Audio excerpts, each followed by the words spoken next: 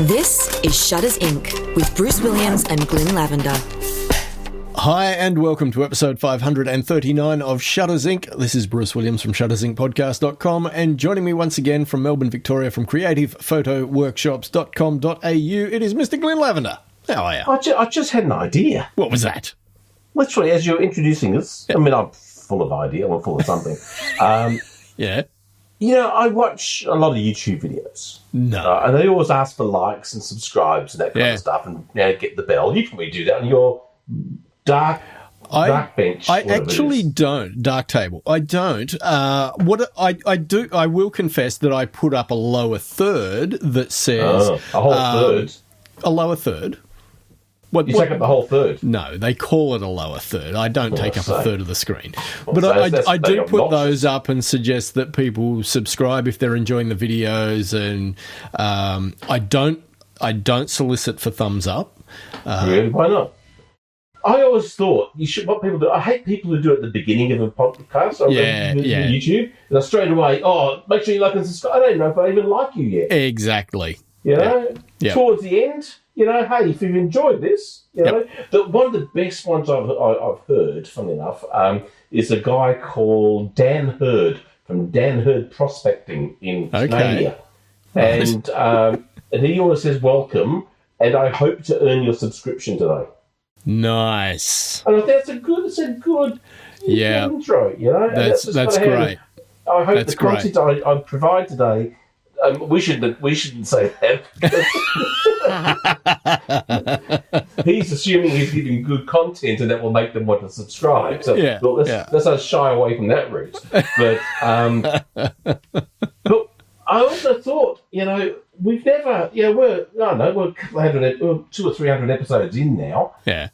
And when was the last time we actually properly introduced ourselves?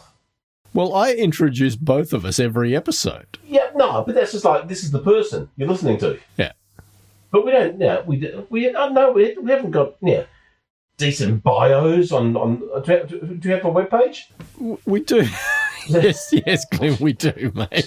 Do we have bios on that? No, I don't. Well, I think there's a brief description of who you are and who I am. We should maybe expand a little on, because if we had, can you imagine? So people can not read it like you didn't. Yes. Imagine when a new listener stumbled across us today. First episode they've heard. And they're going, they waffled for like 40 minutes. They mentioned photography once, and then they gave up. It doesn't inspire them to want to come back, I wouldn't have thought. We don't try and solicit new listeners very often. We're not pumping up the jam. We're not right. We're not trawling for likes and bell ringings. But what do you do to attract new listeners? You've got to be advertising somewhere other than the podcast. Or we could do something controversial. Right. Yeah, we could say some really bad on the podcast and tell some people that we said bad and they'll go, there's a podcast who said bad. Like I want to talk about Rainbow Bridge for starters. What is Rainbow Bridge? Yeah, the stupid thing people go on about when the animal dies. It's cross Rainbow Bridge to doggy heaven. What? I mean, I know, haven't you heard this? No, I have not heard of that. The dogs have crossed Rainbow Bridge to join their siblings and parents of dogs who've died in doggy heaven. And now they're up there playing with these people's grandparents or whatever who've also died and assume, I don't know what dogs are doing in heaven for infinity. I mean, it's like, what? You can only chase your butt and lick your so many times. Imagine cat heaven.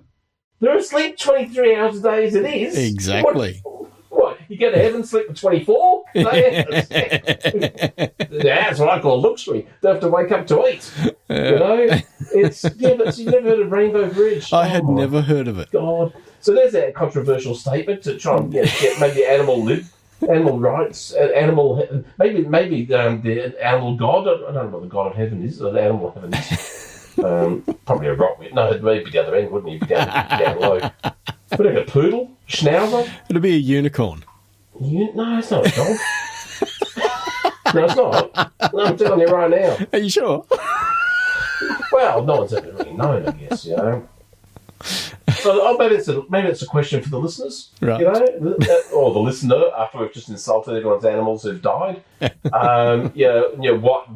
What dog would be the head of doggy heaven? Right.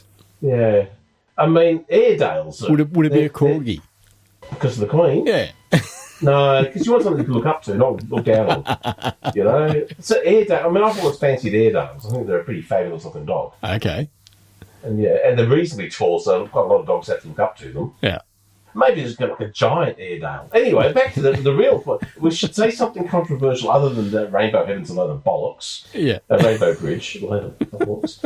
You can buy cards. I mean, there's people dying because they've got no fresh water in the world. Yeah. People are making cards with rainbow bridges on them, Brett. Right. Yeah. Maybe, I don't know. What about the dogs in those countries that might be dying? Don't they deserve a rainbow bridge too? Maybe people should donate, I don't know, pack of dog biscuits or something. So every time a dog dies, someone sends it's like an angel gets his wings, they send a bag of doggy pellets to them. So anyway, my original point is, if someone was new to this podcast today, yeah. It's not good. It's not a good start. You have to say. This is not from me. Well, first off, I'd recommend maybe go listen to some other episode. It's just before stop now. Don't listen to this one anymore because this one's obviously going to go downhill fast. Go back and if you've made it this far. When did we have a good episode last?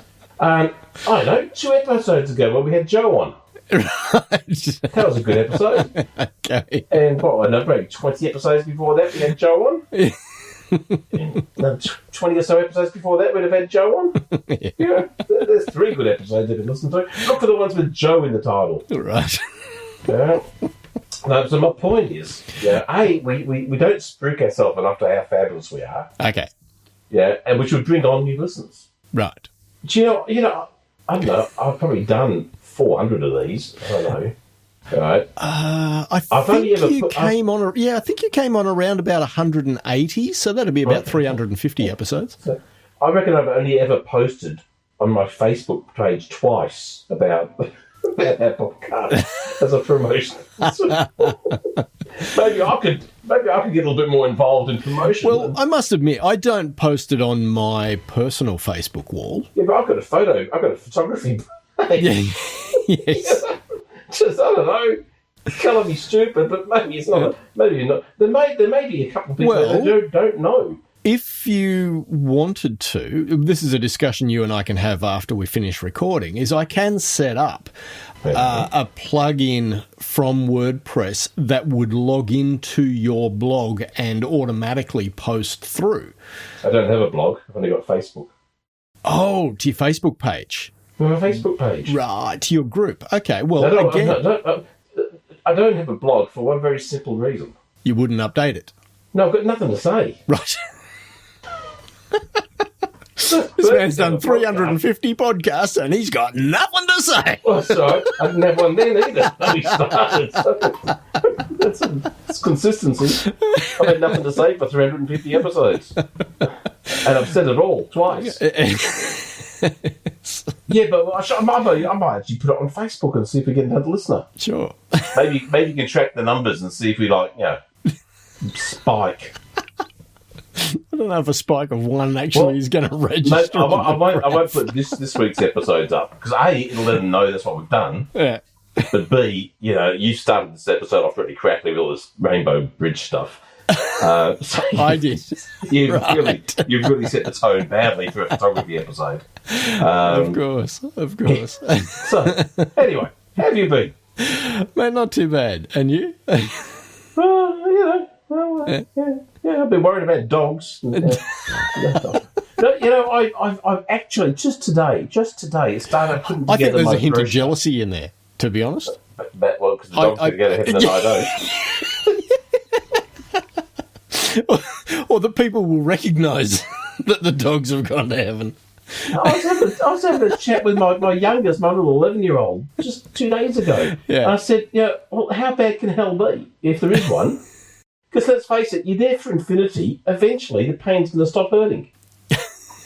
I mean, you get used to it. You know what it's like when you go to somewhere that's humid? Yeah. Yeah, it's horrible for the first, I don't know, maybe 6 months you live in there, the humidity's killing you. But eventually you acclimatise. And then you come down to somewhere that's like normal temperature. It's like, oh, it's so cold. Yeah. You know? So eventually, you've got infinity to acclimatise. Yeah. At some point, you're going to go, it's quite balmy today. You know? At some point, it's not going to be that bad. Right. So, you just have to get through the first, trillion millennia of getting used to the burning pain and agony. Right. After that, have a nice cup of tea. Plain sailing. The problem is with a cup of tea is it evaporates because it's so hot. That's the hell part of it. Every time you go for a sip, it's gone. Yeah, and you burn your lip on the cup. Yeah, that's it. It may not be the only problem down there, but why were you talking about religion? I wasn't talking about religion. You sure? Talking about you going to heaven.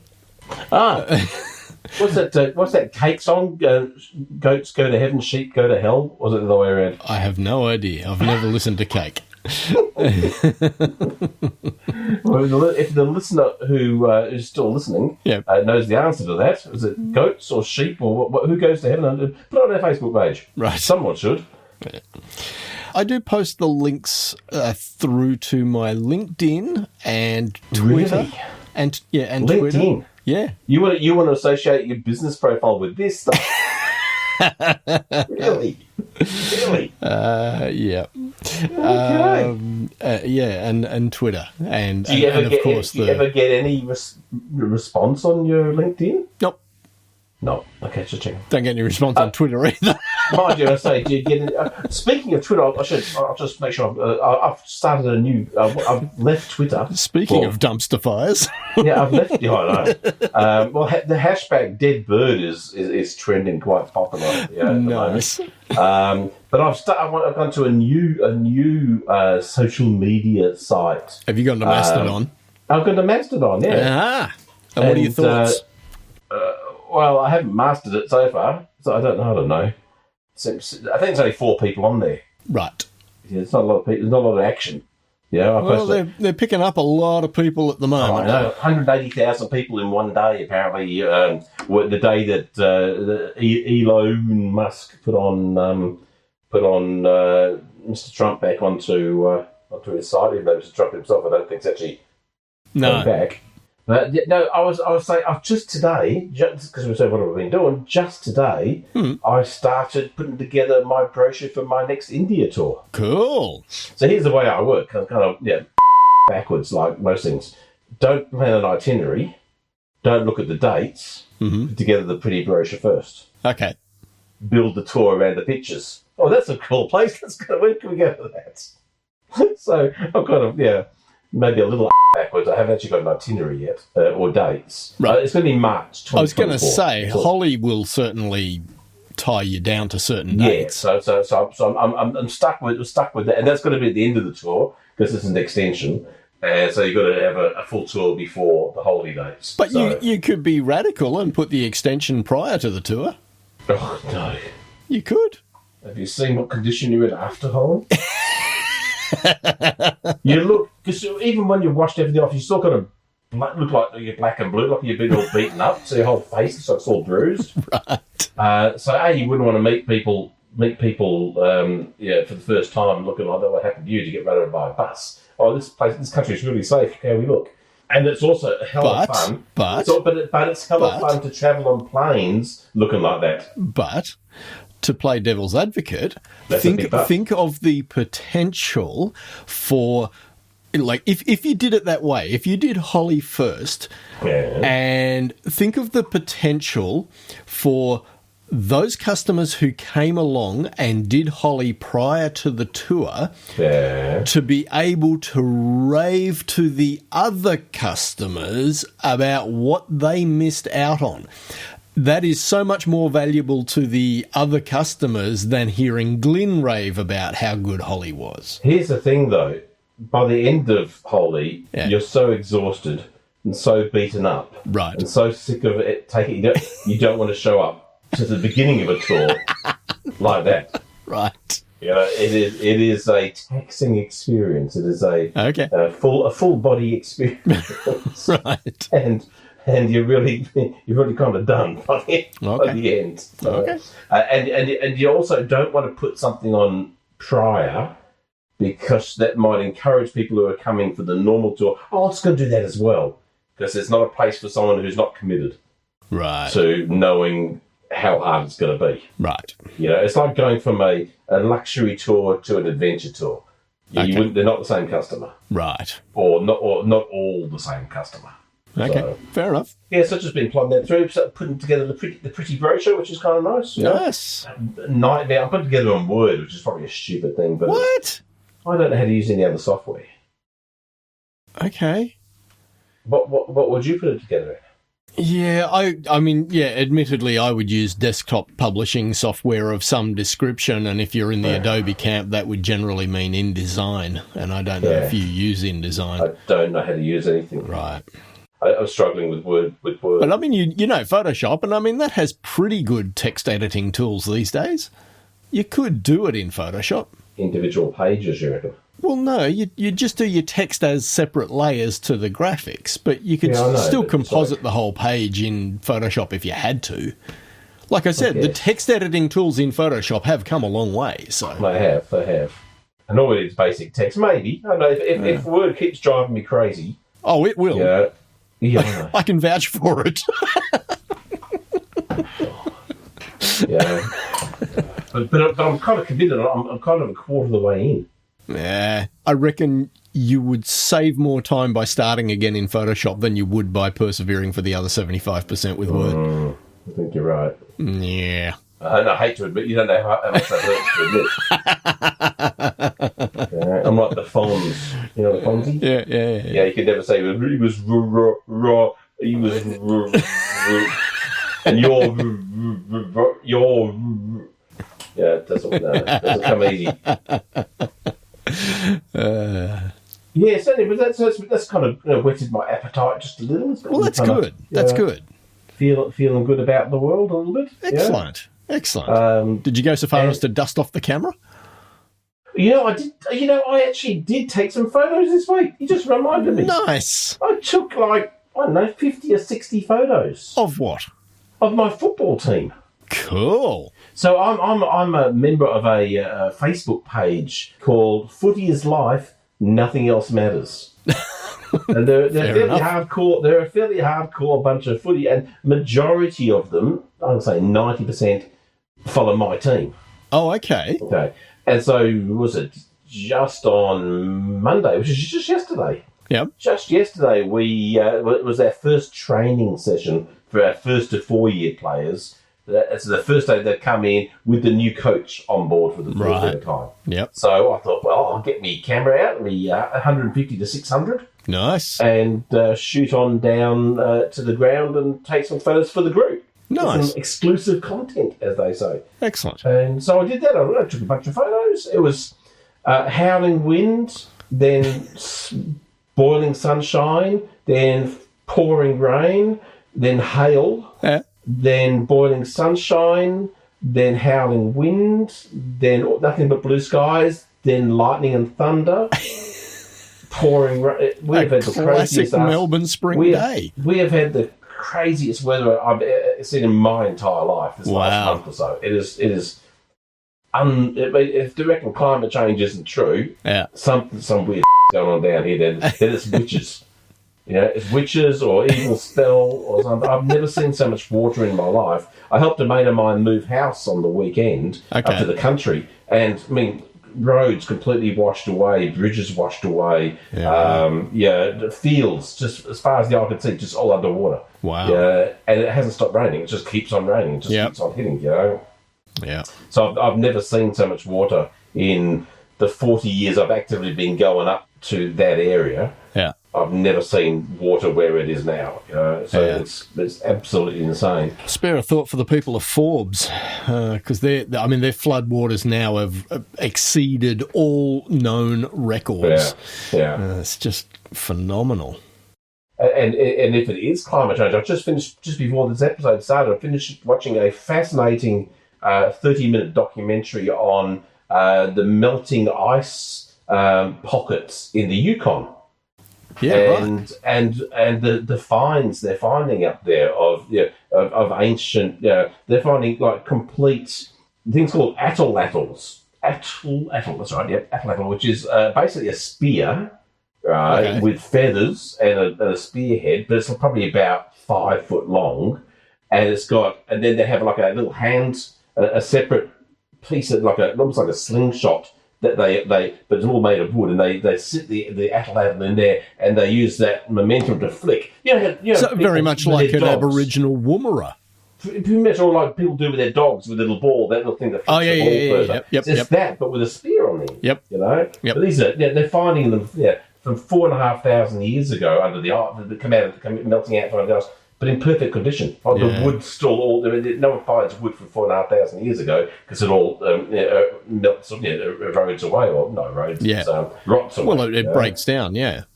So they're just finding all this incredible stuff. And there's the same thing going on in Norway. So they're looking at these two regions as things start to melt and learning more of their culture and stuff. It's another sort of climatey kind of thing, but remarkable, some of the finds that are happening because of it. They found a body up in the Yukon. Turns out they'd only been there about 300, 400 years. Okay. But they found 17 relatives of the guy through DNA matching. Wow. Yeah, and that's like, wow, that's pretty incredible. 17 living relatives still in the same area where this guy went missing, obviously 400 years ago, and he was travelling. He was a coastal person, and he used to travel inland to trade. Yeah. So he was on his way either there or back. Something happened to him, and they found him, and then they found his relatives, which is quite astounding. So modern technology. So I took some photos, and the group were very, very appreciative of that. So that was kind of good. And I also got asked to do another talk on photography, but not till April next year, for the lovely people of Hunt's Photo in New Hampshire, and I think they were in Massachusetts, and I think they've got 6 or 8 stores in that sort of New England area of America. So, nice.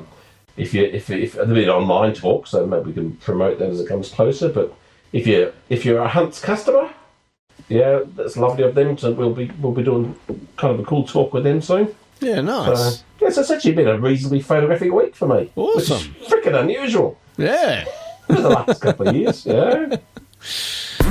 Since 2005, Shutters Inc. has been a labour of love. But beyond the time required to produce it, there is also a financial commitment. If you find value in the podcast and would like to help keep the servers running, hit up the Patreon link, which is in the show notes. Even a couple of dollars a month will help. Much appreciated. Now, back to the podcast. And yourself, you've been posting some cool shots? I have been posting some shots just this week, actually just really over the last Couple of days, yeah. So the story is February 9th of 1994, myself and a guy I worked with when I was at 2XL in Cooma, we jumped in his car. That's my shirt size. Yeah. Cooma. And we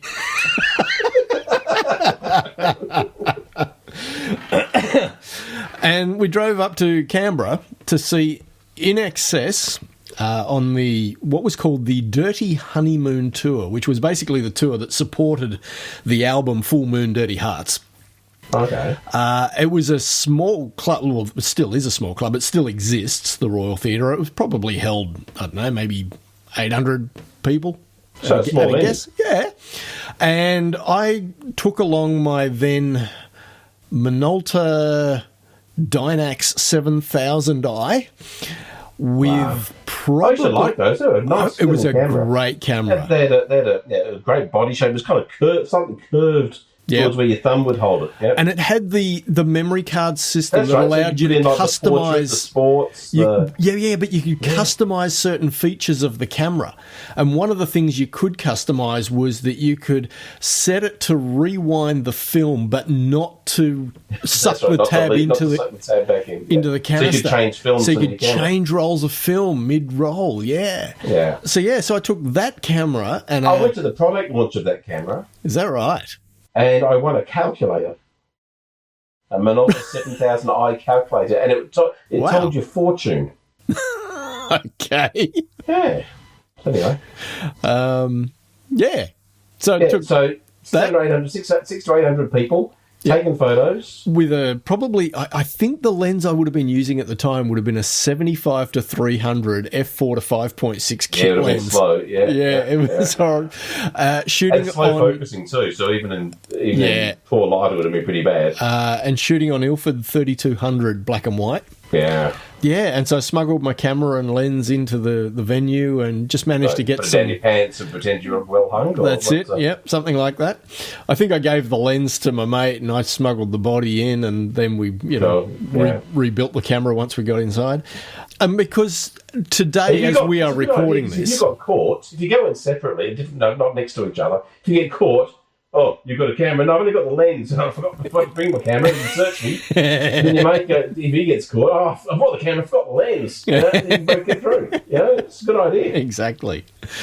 And because today, as we are recording, is the 22nd of November, and it's the 25th anniversary of Michael Hutchins' passing. Yeah. I could not believe it was 25 years. Yeah, it's crazy. I remember hearing about it on the radio. Oh, me too. It was like, 10 years ago. Yeah.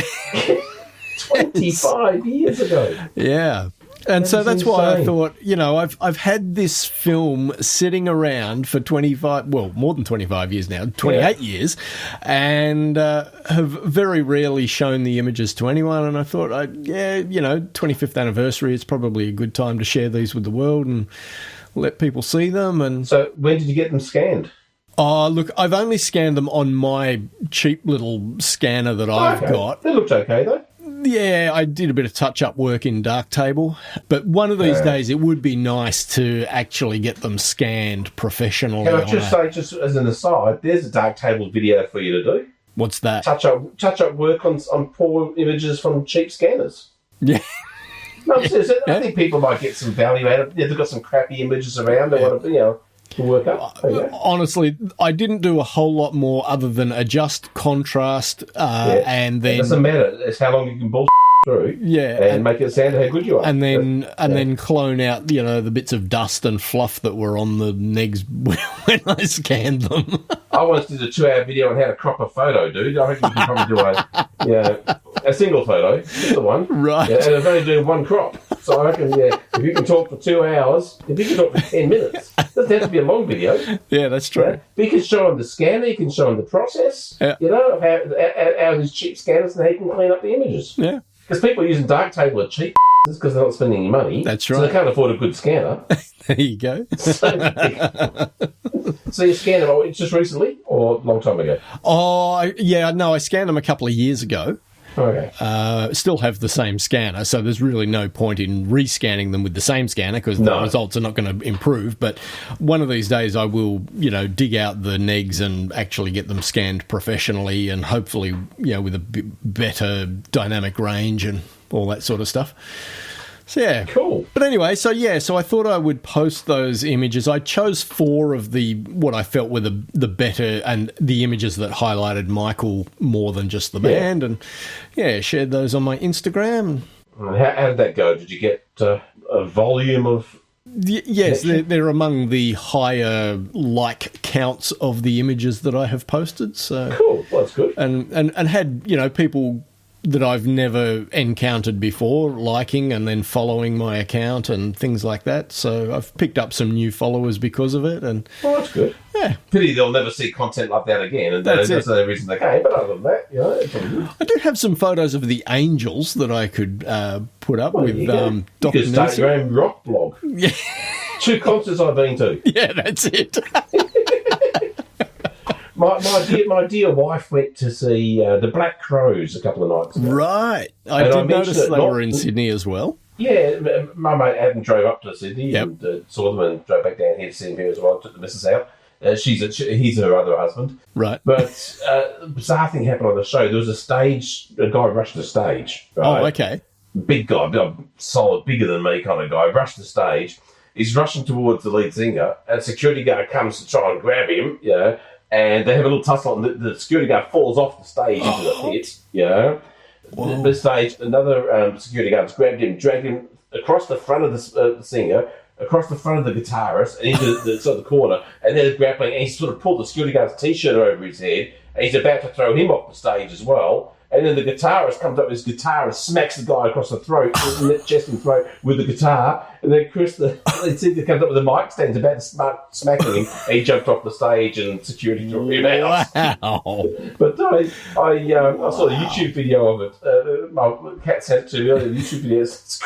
It's crazy stuff. Wow. And then the lead singer, Chris, is just yelling obscenities at the side to get him the F out, you know. Yeah, right. And he finally got out, and then he just walks back to the mic and says, let's start that again, shall we? It starts exactly the same way he started the song originally. That's kind of funny. But yeah, that's music related, nothing to do with photography, but yeah.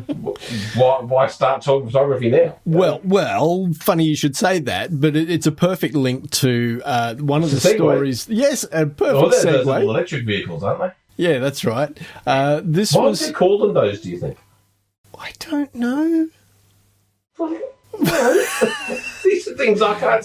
People wonder why I can't sleep at night. There's stuff like this. Do you know the whole point of a segue, Glenn? Is you go from A to B without being diverted through the rest of the alphabet in between.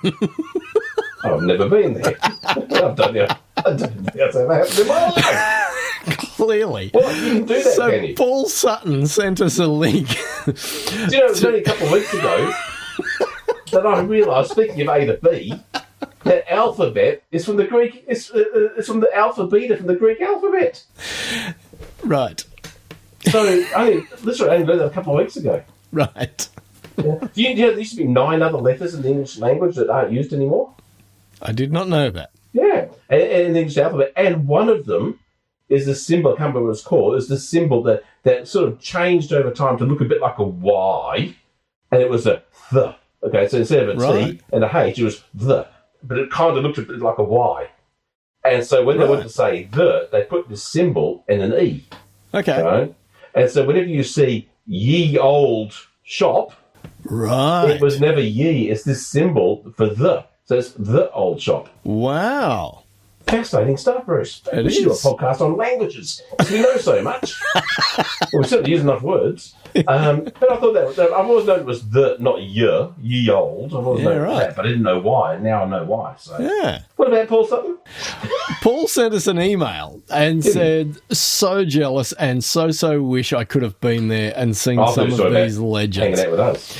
Even if you don't look at these for the pod, just enjoy them for your own pleasure. And it's a link to dennis.uk/artworks, and it's the blog of a guy called Dennis O'Regan, who, unlike myself, shot lots of concerts. And did a better job, too. Arguably, yes. Well, I'm not going to argue with it. He did. Looks like he's got 10 different artists listed here. I won't name them. I will suggest that you check out the show notes. He's also got a bunch of not just concert stuff, though. Like, I'm looking at Bowie, for example. He's got photos of Bowie in his hotel in Singapore. Oh, okay. His hotel room and stuff like that. Bowie going down an elevator. Oh, okay. Bowie on a boat in Bangkok, Thailand. Right.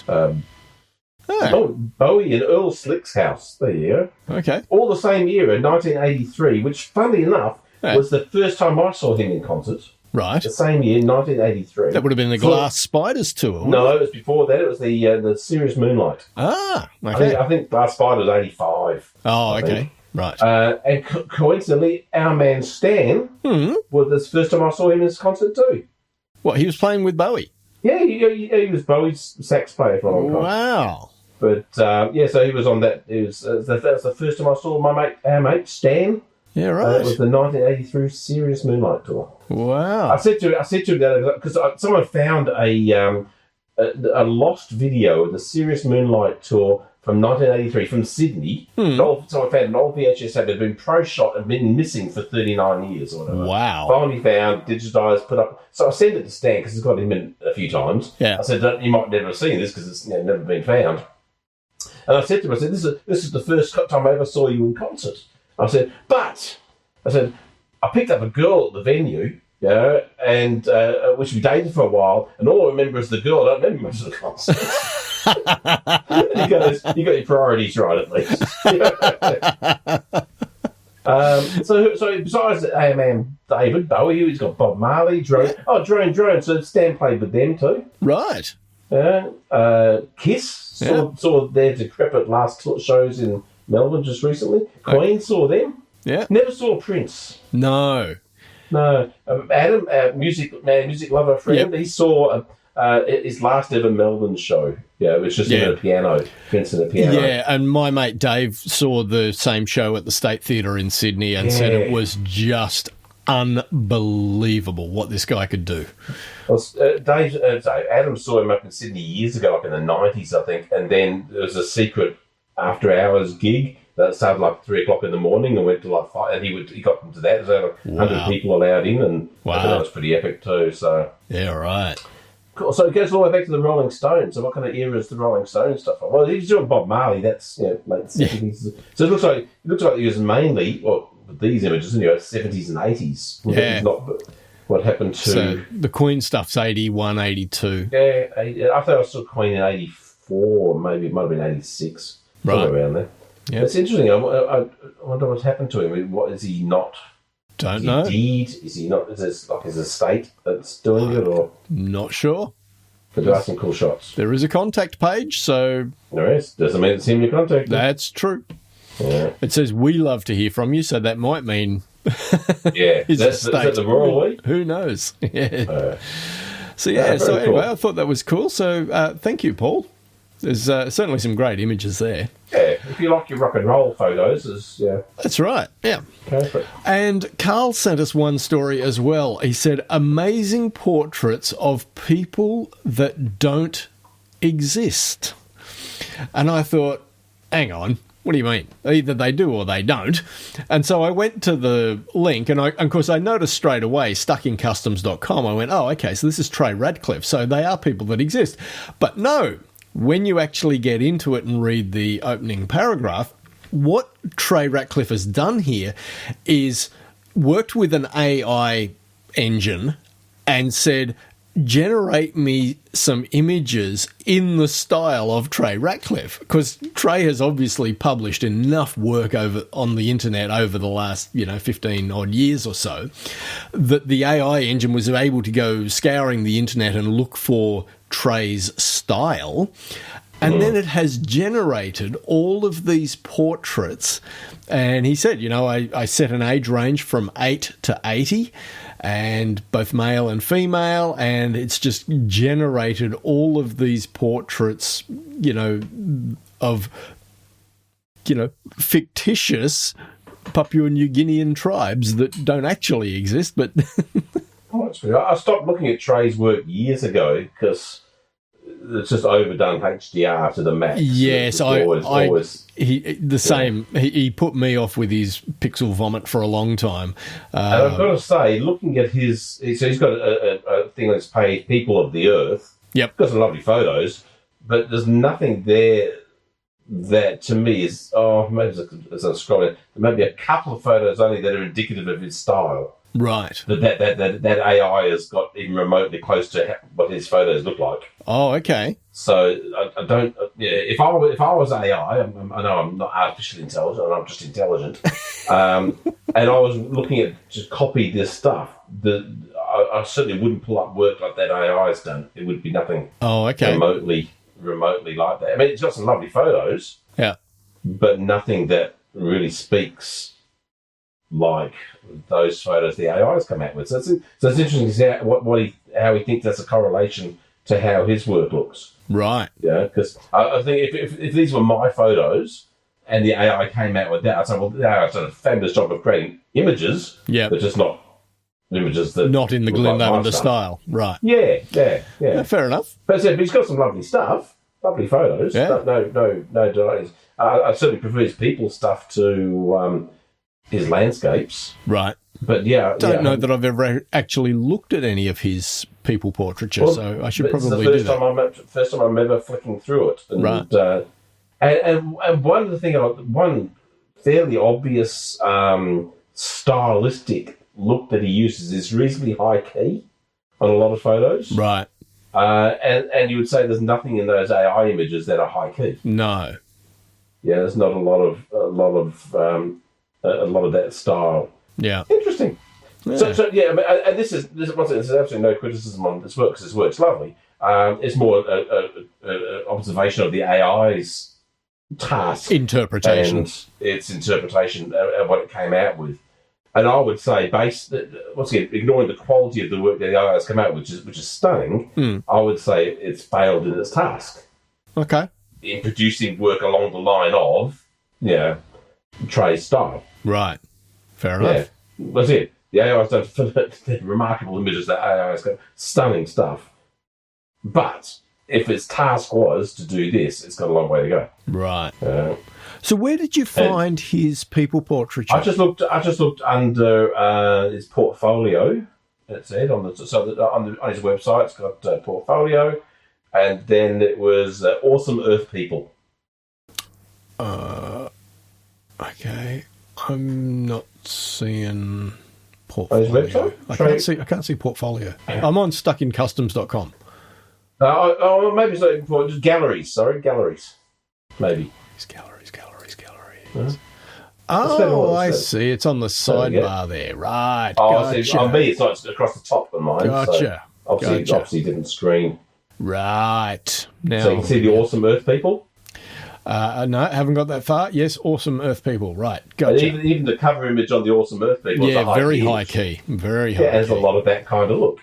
So have a little click and then compare it to what the and there is a skull guy there, which is okay compared to. Yeah. He's got Mr. Yang, the famous cormorant fisherman from $45 Shot China. Yep.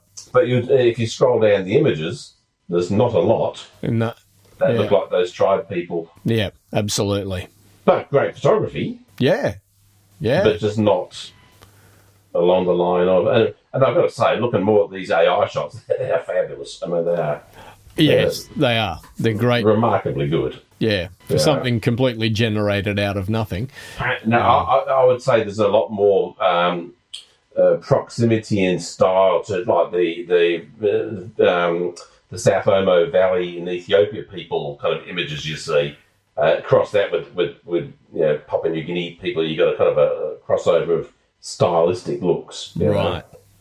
Yeah, so it's interesting. So the first commenter is, "Hello, I'm from Papua New Guinea and I'd like to thank you for visiting my country." I don't think he did. But 800 plus languages and thousands of different tribes. So it's pretty interesting. Yeah. Cool. Interesting. Excellent. Interesting that it's the experiment. It'd be kind of cool to do, Yeah. Yeah, do it with, as an experiment. Yeah, get to look at your style of images and see what it. It's just got that with just out of focus, kind of a bit blurry, underexposed. So composed photos. What have you got on your list this week? So I saw this going up for sale is the only image of Neil Armstrong on the moon. Wow. They took one photo. I mean, so I put my title of obviously not many selfies going on in those days, but not even many. I was thinking this during the week. I want to start up an Othersies. Try to get the word Othersies going. Oh, okay. Because a selfie is a photo I took. And Othersy is one that somebody else took of me. Because I see photos people put up. Oh, do you like my selfie? And it's often someone else took it. It's not a selfie. It's an Othersy. I reckon we should try and get that hashtag trending, Othersies. Right. But a single solitary photo and it's expected to go for $30,000. If you were Neil Armstrong, would you have gone, "Hey, dude, get a photo of me"? Get a photo of me next to the flag with the moon in the background. Speaking of space, though, did you see any of the Artemis launch this week? Oh, mate, I sat there and watched it live. For an hour leading up to it, I was waiting, for them to get the go-ahead because the launch got put on hold. And, it was great to watch. I've been watching during the week that was live streaming with the first view of the Earth. I haven't, unfortunately. No, it's just fabulous. So there's a great photo from shot from last night where you've got the moon and the Earth and the Orion spacecraft all in one shot. Yeah, very cool. Yeah, so fascinating stuff. It's a whole new era of and once again, this live streaming from the moon. It's like yes. Wow. The technology. Well, I don't think it's out as far as the moon yet. It was only a couple hundred miles away from the moon when it was live streaming. It's really past the moon. It's behind the moon, and it's doing a circle of the moon, then flinging off to 40,000 miles beyond the moon. Oh, okay. So it's going to I thought it was distant going to take retrograde a few orbit. days more to get out there. Yeah, well, right. It should only take 3 days. It took like 5 or 6, which is quite slow. Right. It was going quite slowly to get there.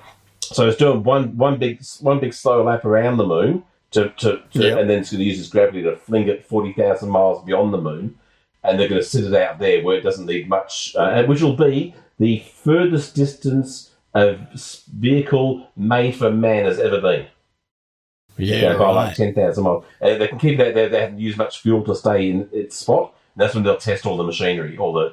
And so it can just sit there and play around and stuff. So it's been fascinating to watch. Because it's a 26-day mission all up, I believe. Or something, yeah. So, right. Yeah.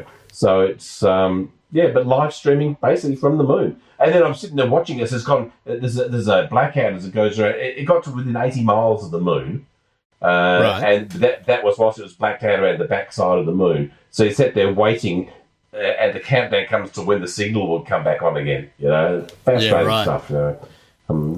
I was thinking as I was sitting there, waiting for it to take off, thinking to myself, imagine how much the photographic technology has improved since 1969. And we see they took one photo of Neil Armstrong on the moon. We didn't have film to spare, dude.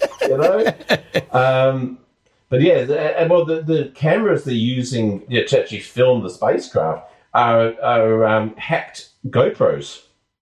Is that right? They've just kind of hacked them open and adjusted stuff and made them and using GoPro cameras.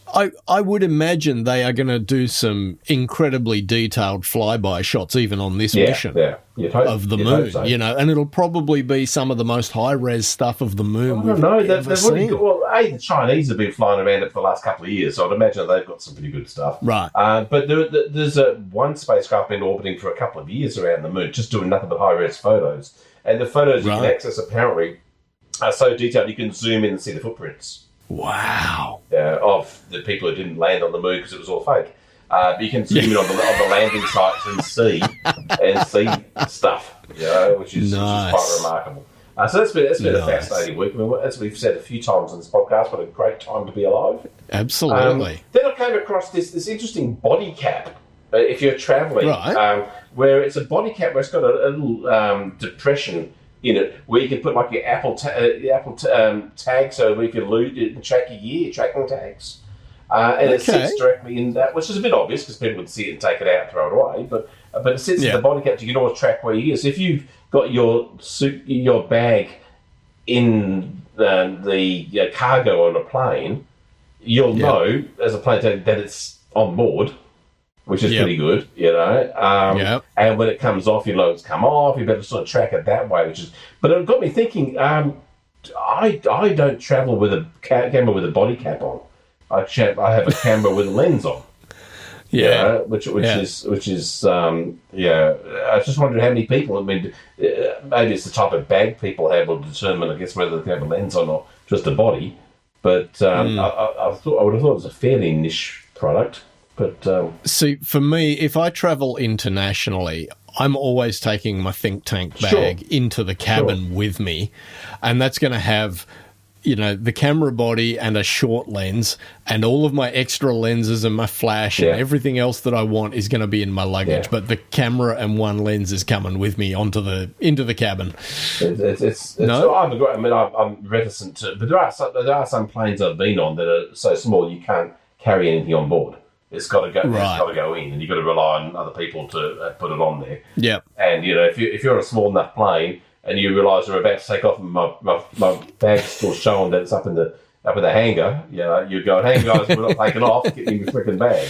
So at the times you would be doing planes like that is you'd go on somewhere specially to shoot, and make sure your stuff's there. So I think there's a bit of a use for it, but I'm not sure that the body cap is the. I think I'd probably just rather have something I could hang on the little loops on the camera strap. Just attach it to the camera strap, But I'd like sticker stuff that you can put onto lens caps, so you can make sure your lenses are there. That's kind of handy. Or make lens caps with that same little divot in it, so it can sit on your lenses to be kind of good. Yeah. And then I noticed that Fuji are temporarily ceasing taking orders for their X100V camera due to having too many orders and not enough materials to make. Wow. But this camera's been out for 2 years, 2.5 years, almost 3 years, and they've still got that many orders or that much shortage of stuff of sensors or whatever it may be. Electronics that they simply can't make them. But it's amazing that this is basically a point and shoot fixed lens camera that's impossible to buy because the demand is so high. I wonder which components it is that is causing the issue. Do you think it's the sensor, or do you think it could be other bits? Too many back orders. I was just skimming the text. It didn't specify exactly what. They're not saying it's a parts issue, but I would imagine it would also come down to when they could do production runs on it, I guess. Because, they're not constantly making them. They'll tool up to do one camera for X amount of numbers and then tool down to do something else. And so I imagine that's part of the issue. But they're saying that we have received orders that have greatly exceeded our initial plan and are able to keep up with supply, so temporarily stopping accepting orders. That's a good problem to have. That's what I thought. That's why I thought to put it up there. In the current environment, that's a good position to be in. It's and you can buy renewed. So ones that are had a fault and they've reconditioned or whatever. Oh, like refurbished. For $800 more than a brand new one. What? That's what people are trying to gouge, as they always do when there's a shortage of anything. There's people trying to sell on. But it's fascinating. I thought it was, it's an interesting position. I'm sure it's to do with how they do production runs and the like. But either way, it's still interesting. And the last thing I've got, and it's funny we were talking about your Minolta 7. I love the title. Talking about your Minolta 7000i before the end of Konika Minolta again, and finally. So 17 years. I can't believe Michael Hutchins has been dead 8 years longer than Konika Minolta. 17 years after releasing the last camera, they've killed off the customer service repair centre. Wow. So they've obviously been legally obliged to have parts and repair facilities available for X amount of time. 17 years seems a bit extreme. I can imagine legally 7 or 10 years, and they probably just had enough business to sort of keep going.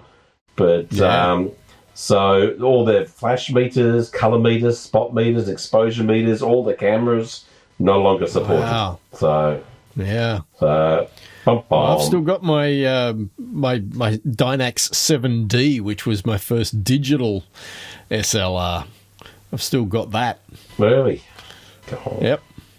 Oh, so don't use it, but I've still got it. Nice paperweight. Lovely. But the hard thing with those things, the batteries get to a point where they just no longer hold a charge, and you can't get new batteries. No. You can get new batteries. You can get them off eBay. Yeah. Yep. Yeah.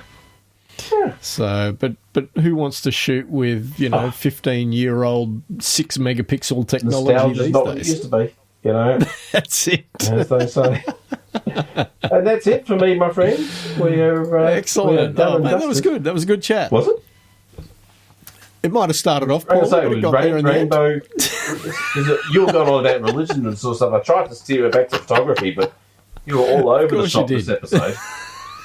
It's all my fault. You might be schizophrenic. Yeah. Not there's anything wrong with that. It's a lifestyle choice. Anything on special for the next couple of weeks? No. Right. Excellent. We need a longer time frame to work with to have anything to look forward to in my life too. Right. Okay. All right. Well, you look after yourself. You too, mate. Goodbye, everyone. And the one is, of course, the operative word. And if you and just before we finish, if this is your first time listening to Shut Us In podcast, we hope we've earned your subscription today. Please hit like and ring the bell button thingy and subscribe. And don't forget our Patreon. That's right. Was that good? Yeah, sound like that? Yeah. That was great. They'll come back. That was so They'll pro. come back for sure. Bye. See ya. You've been listening to Shutters Inc. For questions, comments, and feedback, email theboys@shuttersincpodcast.com.